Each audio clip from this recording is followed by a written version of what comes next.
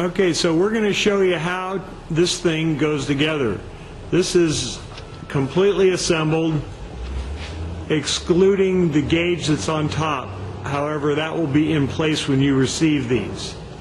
Okay, gang, this is an example of one of the 3 crates you're going to get from West Coast.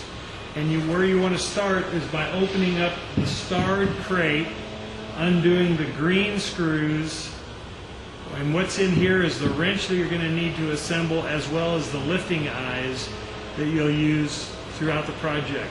So you're going to, when you open this up, you need to completely disassemble the light that's in here and then reassemble it according to the video that is on this. Okay, now that you've got the contents of the starred crate all out, exploded, you're going to want to open door number 3. And here is the lid that you're going to want to use on that first light. And be sure to drill a hole in the top of the diffuser so that you can route the wires that come from this gauge down to the new little transformer that you'll locate at the bottom of the light column. And that is 12 volt DC for this. The first step on this project, Addison and John, is take this base and attach it to the embeds here with the star or mark towards the road, and feeding the wires that are coming up through the base up through the bottom of this base. Next is take Honan's flashing, and it lands on top of here after you've sealed it on the base, and then after you put it on, seal again, and then you lower the bottom of the big light base onto this base after you've leveled this base. When positioning the base to the all-thread embeds, the marked or starred side goes towards the road, and you can find that star on all of the parts that were made.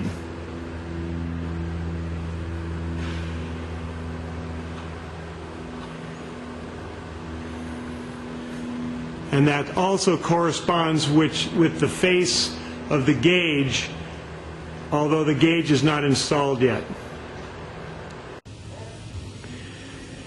Don't forget to install the light column on the top of the lower base and orient it with the stars that are marked.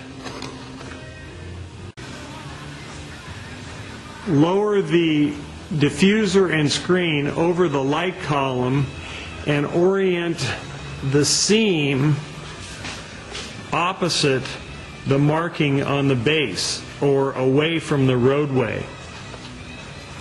After you lower the top flange to within about 1/4 of an inch to the screen, be sure and leave that 1/4 inch to the screen, then you want to feed the bolts through the top flange into the tubes, and then lower the long bolt into the lower flange, and do that all the way around before you attach the nuts on the underside.